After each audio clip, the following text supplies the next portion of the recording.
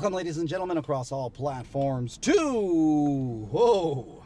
Menji speaks! Menji speaks, and then he speaks and speaks and speaks and speaks some more. So for a few days now, I've been filming just a bunch of random stuff, wondering if I'm going to be able to turn it into a video, and I wasn't quite sure how to do that until now.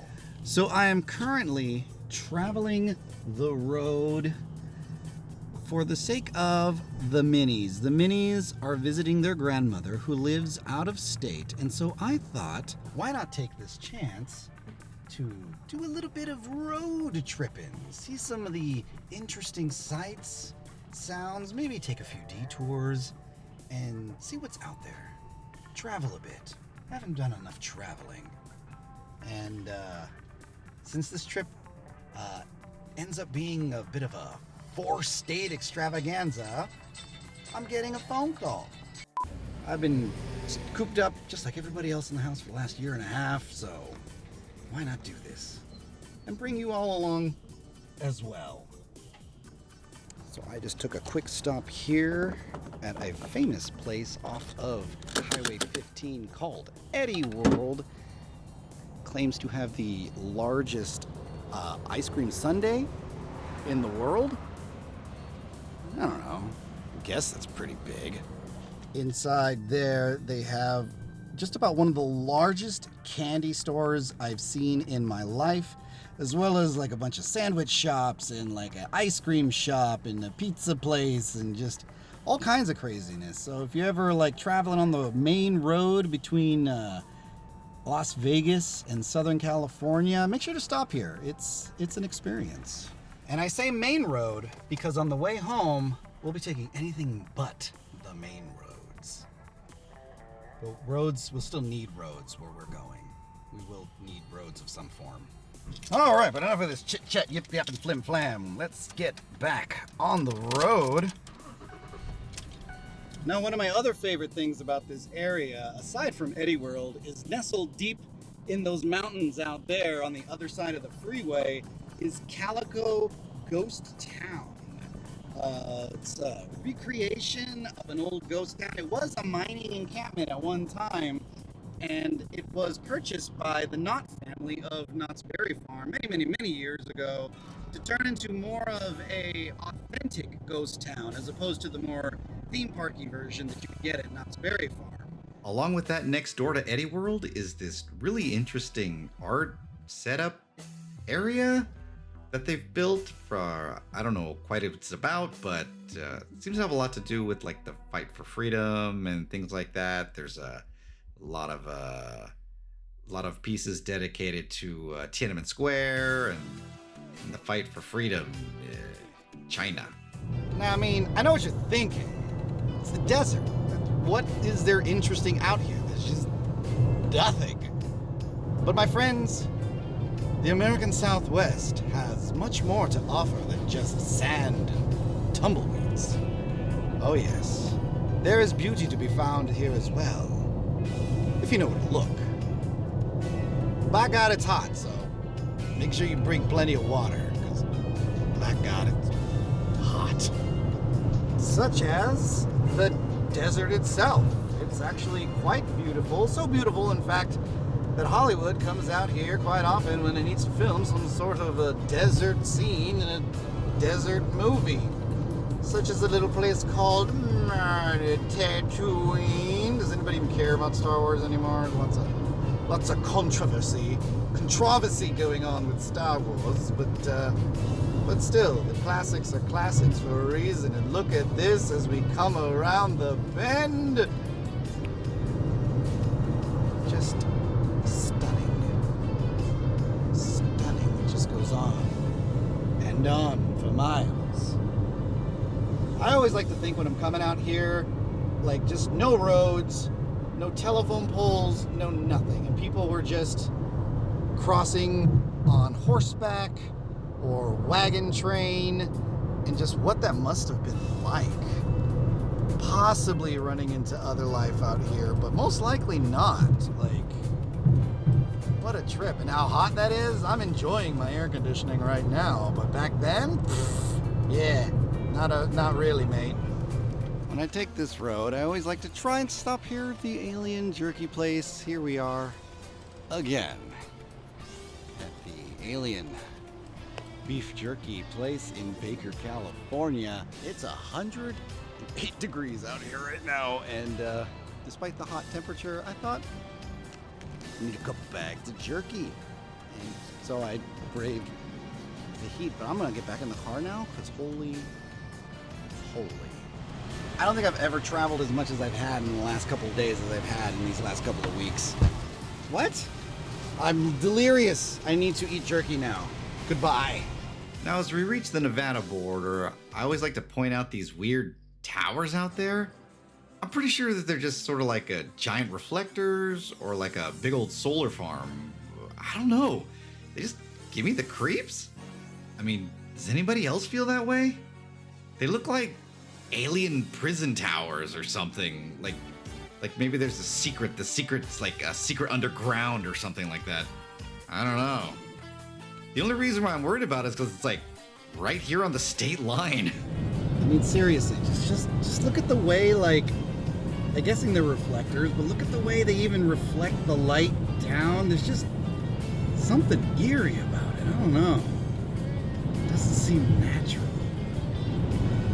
But one other thing that I find really funny about the state line. Now, maybe this doesn't seem quite as strange to those of you that come from states with legalized gambling, but in California, the only casinos we've got are on Indian reservations. So, like, it's just hilarious to me. Like, right here, you can literally see the state line by the buildings that form. That right there is the beginnings of Nevada. Nevada state line. And the moment you come in, they're like, welcome to Nevada. Here's some casinos, give us your money. Whiskey Pete wants all your money. Welcome to Nevada, give us your money. And if Whiskey Pete's not your thing, across the freeway they got a Buffalo Bills with a sadly inoperable roller coaster ever since the pandemic took over the country. Right now, what seems to be taking over Nevada is some big old dust storm. I apologize for the ugly visuals, but I can't do anything about the nature. And normally, driving into the Strip is, you know, kind of not awe-inspiring, but at least, like, pretty and like, oh, wow, look at all the amazing buildings and things people can build. But today, you can't see nothing. What's funny is because of this driving in, rather than just seeing, like, a glut of buildings like you normally would, they're all just kind of like popping into view one by one as we go along. It's very interesting, and I don't know, it makes the town seem a lot quieter than it actually is, because, you know, there's a bunch of rabble-rousing just going on right on the other side of these walls here. We're a long way from Las Vegas now, and it's still pretty nasty. I'm beginning to think this is not a dust storm. I think this is actually smoke from that big old California fire going on up in Northern California, the Dixie Fire. It would be the first time. I remember there was a few big fires a couple of years ago, and the smoke from those made it all the way to Utah. So, not beyond the realm of possibility. Good Lord, this is a crazy amount of smoke if that's the case. That is sad.